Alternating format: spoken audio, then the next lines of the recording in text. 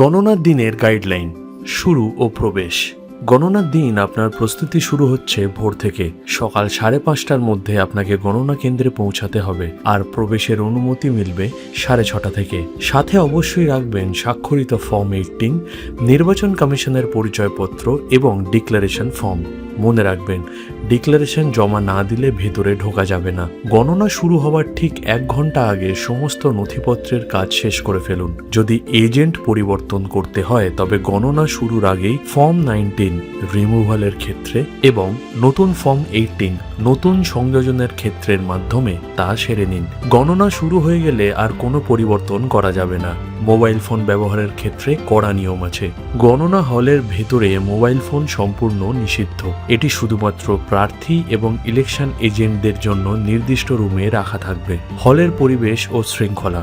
গণনা হলের ভেতরে কেবল অনুমোদিত ব্যক্তিরাই থাকতে পারবেন, যেমন কাউন্টিং সুপারভাইজার ও কর্মী, প্রার্থী, ইলেকশন এজেন্ট এবং কমিশন নির্ধারিত আধিকারিকরা। যতক্ষণ রিটার্নিং অফিসার না ডাকছেন ততক্ষণ কোনো পুলিশ সেখানে প্রবেশ করতে পারবেন না, এবং মন্ত্রীরা, যদি না তারা প্রার্থী হন, সেখানে প্রবেশ করতে পারবেন না। আপনার পরিচয়পত্রটি সবসময় এমন জায়গায় রাখুন যে সকলে দেখতে পারে। বসার ক্ষেত্রে জাতীয় দল থেকে শুরু করে নির্দল প্রার্থী পর্যন্ত একটি নির্দিষ্ট অগ্রাধিকার ক্রম বজায় থাকবে। গণনার সময় হল ছেড়ে যাওয়া একদম মানা।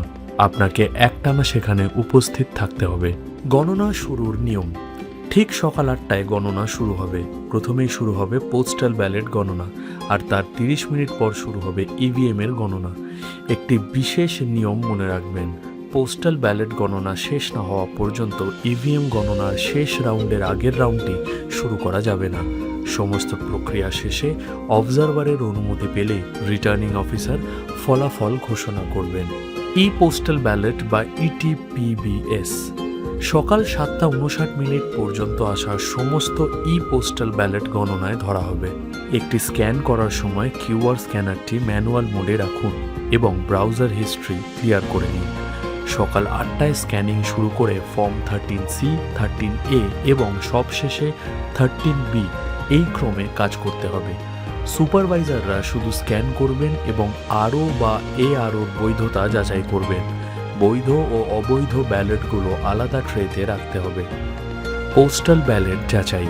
পোস্টাল ব্যালট গণনার সময় ফর্ম 13A যাচাই করে 13B খোলা হবে এবং প্রাপ্ত ভোট ফর্ম 20তে নথিবদ্ধ করা হবে।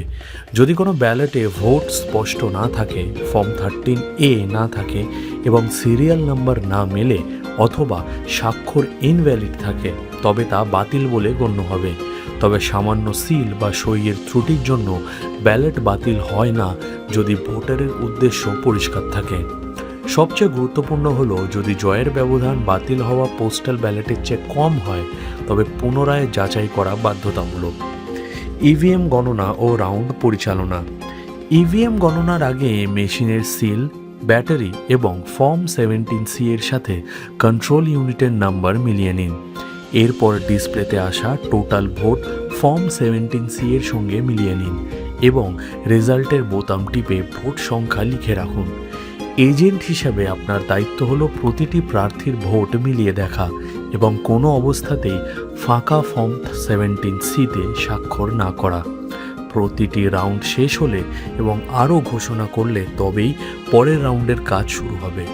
সমস্ত এনকোর সুবিধা অ্যাপের তথ্যের সাথে ফর্ম 17C এর তথ্য মিলছে কিনা তা অবশ্যই যাচাই করে নেবেন। পুনরায় গণনা ও ভিভিপ্যাট। যদি গণনায় কোনো সন্দেহ থাকে তবে ফর্ম 20তে সই করার আগে লিখিতভাবে রিকাউন্টের আবেদন করতে হবে। রিটার্নিং অফিসারের সিদ্ধান্তই এক্ষেত্রে চূড়ান্ত। নির্দিষ্ট কিছু ক্ষেত্রে, যেমন রেজাল্ট ডিসপ্লে না হলে বা বাধ্যতামূলক নিয়ম অনুযায়ী যে কোনো 5টি বুথের ভিভিপ্যাট স্লিপ গণনা করা হবে। ভিভিপ্যাট গণনার প্রতিটি বুথকে একটি আলাদা রাউন্ড হিসেবে ধরা হয়। সতর্কতা। সারাদিন ফিল্ডে থাকাকালীন সতর্ক থাকুন। হল ছেড়ে যাবেন না। পোস্টাল ব্যালট এবং রিটার্নিং অফিসারের টেবিলের হিসেব খুব কাছ থেকে নজর রাখুন। যাচাই না করে কোনো নথিতে সই করবেন না। মনে রাখবেন, সঠিক নজরদারি আর ফর্ম 17C এর সঠিক যাচাইয়ের ওপরই নির্ভর করছে স্বচ্ছ গণনা। চূড়ান্ত নিয়ন্ত্রণের মূলনীতি। গণনা দিনের নিয়ন্ত্রণ equals to form 17C plus postal ballot plus returning অফিসারের টেবিল।